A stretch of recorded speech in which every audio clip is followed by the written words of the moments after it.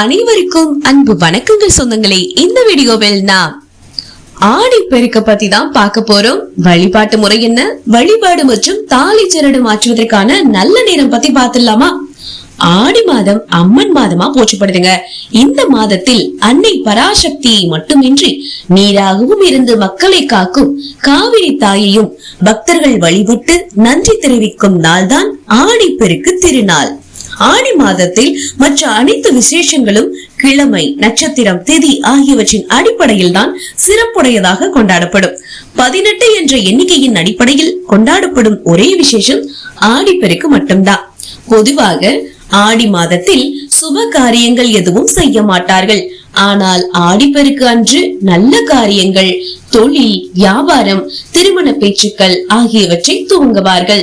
அதே போல் புதிய சொத்துக்கள், பொருட்கள் வாங்குபவர்களும் இந்த நாளில் வாங்குவதை வழக்கமாக வைத்துள்ளார்கள். 18 என்ற எண்ணுக்கு ஏன் இத்தனை சிறப்பு? ஆடி மாதத்தில் வரும் மிக முக்கியமான நாட்களில் ஒன்றுதான் இந்த ஆடிப்பெருக்கு.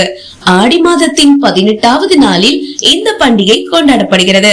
அதனால் இதை ஆடி 18ஆம் பெருக்கு என்று நாம் அனைவரும் சொல்கிறோம். இந்த நாளுக்கு மட்டும் அப்படி என்ன சிறப்பு? ஏன் இந்த நாளை மட்டும் கொண்டாடணும் அப்படின்னா, ஆன்மீகத்தில் மட்டும் இல்லாம இலக்கியத்திலும் 18 என்ற எண்ணுக்கு தனி சிறப்பு இருக்கு. தமிழில் உள்ள இலக்கிய நூல்களின் எண்ணிக்கை 18, புராணங்கள் 18, பாரத போர் நடைபெற்ற நாட்கள் 18, மகாபாரதத்தில் உள்ள அத்தியாயங்கள் 18, பகவத்கீதையில் உள்ள பிரிவுகள் 18, சபரிமலையில் உள்ள படிகள் 18, கணங்கள் 18, இப்படி 18 என்ற எண்ணிற்கு ஏராளமான சிறப்புகள் உள்ளது. அதனால் ஆடி மாதத்தில் வரும் 18ஆம் நாளும் மிகவும் சிறப்பு பெற்றது. இந்த நாளிலேயே பாரத போர் நிறைவடைந்ததாம், பாண்டவர்கள் வெற்றி பெற்றதாக சொல்லப்படுகிறது. ஆடிப்பெருக்கோட சிறப்புகளை பார்க்கலாம். பஞ்சபூதங்களில் முக்கியமானது நீர். நீரிலிருந்தே உயிர்கள் தோன்றியதாக சொல்லப்படுகிறது. அதனால் நீரை போற்றி வணங்கி நீருக்கும் ஆறுகள் போன்ற நீர்நிலைகளுக்கும் நன்றி தெரிவிக்கும் நாளாக ஆடிப்பெருக்கு கொண்டாடப்படுகிறது. மற்ற நாட்களில் வறண்டு கிடக்கும் ஆறுகள் ஆடிப்பெருக்கின் போது பொங்கி பெருகி வருவது வழக்கம். அதனால் இந்த நாளில் எதை துவங்கினாலும் அது பல மடங்காக பெருகி நமக்கு வெற்றியை தரும் என்பது ஐதீகம். ஆறு நீரையும் மழையையும் மட்டுமே நம்பி விவசாயம் செய்த காலம் என்று ஒன்றிருந்தது. அந்த சமயங்களில் ஆடி மாதம் விவசாய பணிகளை துவங்க செல்லும் விவசாயிகள் நில மகளையும் நீர் மகளையும் வணங்கிவிட்டு மண் செழித்து விவசாயம் செழித்து எங்கள் குடும்பம் சிறப்பாக இருக்க வேண்டும் என வேண்டிக் கொள்ளும் நாளாகத்தான் இந்த ஆடிப்பெருக்கு திருநாள் கொண்டாடப்படும் வழக்கமும் ஏற்பட்டிருக்கு. ஆடிப்பெருக்கு வழிபாட்டு முறையை இப்ப நாம பார்த்திடலாம். ஆடிப்பெருக்கு அன்று அருகில் உள்ள ஆற்றங்கரைக்கு சென்று அங்கு இலை போட்டு பல வகையான உணவுகள், பழங்கள் ஆகியவை படைத்து தீப தூப ஆராதனை காட்டி வழிபடுவார்கள். ஆற்றுக்கு பூக்கள் தூவி வழிபடுவார்கள். திருமணமான புதுமண தம்பதிகள் ஆற்று நீரில் தங்களின் திருமண மாலையை போட்டு தங்களின் திருமண வாழ்க்கை மகிழ்ச்சியாக சிறப்பாக அமைய வேண்டும் என்றும், ஆற்றில் நீர் பெருகி வருவதை போல் தங்களுடைய வாழ்க்கையில் அனைத்து வளங்களும் பெருகி வம்சம் தலைத்து வளர வேண்டும் என்றும் வேண்டிக் கொள்வார்கள். திருமணமான பெண்கள் மூத்த சுமங்கலிகள் கைகளால் தாலிச்சரடு மாற்றி அவர்களிடம் ஆசி பெற்றுக் கொள்வார்கள். வீட்டில் ஆடிப்பெருக்கு வழிபாடு எப்படி பண்ணலாம்? ஆறு அருகில் இல்லாதவங்க வீட்டில இருக்கும் தண்ணீர் மோட்டார்கள், பைப் ஆகியவற்றிற்கு சந்தனம், குங்குமம் தொட்டு வைத்து ஒரு சொம்பில் தண்ணீர் பிடித்து அதில் சிறிதளவு மஞ்சள், பூ போட்டு பூஜை அறையில் வைத்து விளக்கேற்றி வழிபட வேண்டும்.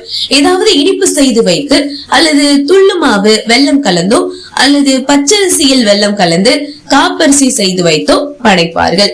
என்ன பழம் கிடைக்குதோ அதை வாங்கி வைத்து வெற்றிலை, பாக்கு, பூ ஆகியவை வைத்து வீட்டில் இருக்கும் இந்த நீரில் எழுந்தருளி எங்களுக்கு அருள் செய்ய வேண்டும் என கங்கை, காவிரி நதிகளை மனதில் நினைத்து வேண்டிக் கொண்டு தங்களின் வாழ்க்கையில் நன்மை நடக்க வேண்டும் என்றும் தாங்கள் துவங்கும் செயல்கள், முயற்சிகள் வெற்றியடைய வேண்டும் என்றும் வேண்டிக் கொள்ள வேண்டும். ஆடிப்பெருக்கோட வழிபாட்டு நேரம் என்ன? ஆடிப்பெருக்கு திருநாள் வருகிற ஆகஸ்ட் 3ஆம் தேதி ஞாயிற்றுக்கிழமை வருது. காலை 6 மணி முதல் 9 மணி வரை, காலை 11 மணி முதல் 12 மணி வரை, இந்த 2 நேரங்களில் நமக்கு வசதியான நேரத்தில் வழிபாடு செய்து கொள்ளலாம். திரும்பவும் சொல்றேன், காலை 6 மணி முதல் 9 மணி வரையும், காலை 11 மணி முதல் மதியம் 12 மணி வரையும் இந்த 2 நேரங்களில் நமக்கு வசதியான நேரத்தில் வழிபாடு செய்து கொள்ளலாம். அன்றைய தினம் காலை 9:45 வரை நவமி திதி இருக்குது. அதனால் வழிபாடு செய்யறவங்க காலை 6 மணி முதல் 9 வரையிலான நேரத்தையும், தாலிச்சரடு மாற்றிக்கொள்ள நினைப்பவர்கள் காலை 11 மணி முதல் பகல் 12 மணி வரையிலான நேரத்தையும் பயன்படுத்திக் கொள்ளலாம். சரி, இப்போ தாலிச்சரடு மாற்றிக்கொள்ளும் முறையை பத்தி பார்த்தலாம். புதிதாக திருமணமான பெண்களுக்கு ஆடிப்பெருக்கு நாளில் தாலி பெருக்கி போடும் வழக்கம் உள்ளது. அதே போல் திருமணமான பெண்கள் ஆடிப்பெருக்கு நாளில் காலையில் எழுந்து குளித்துவிட்டு கழுத்தில் மஞ்சள் கயிற்றை கட்டிக்கொண்டு திருமாங்கல்யம் செயினில் போட்டிருந்தாலும் கயிற்றில் போட்டிருந்தாலும் அவற்றை கழுவி சுத்தம் செய்து நன்றாக துடைத்துவிட்டு புதிய கயிற்றில் கோர்த்து பூஜைக்காக தயார் செய்து வைத்த பொருட்களுடன் அம்பாளின் பாதத்தில் வைத்து வழிபட வேண்டும். பூஜை முடிந்த பிறகு வீட்டில் உள்ள மூத்த சுமங்கலிகள் கைகளாலோ அல்லது கணவரின் கைகளாலோ திருமாங்கல்யத்தை அணிந்து கொள்ளலாம்.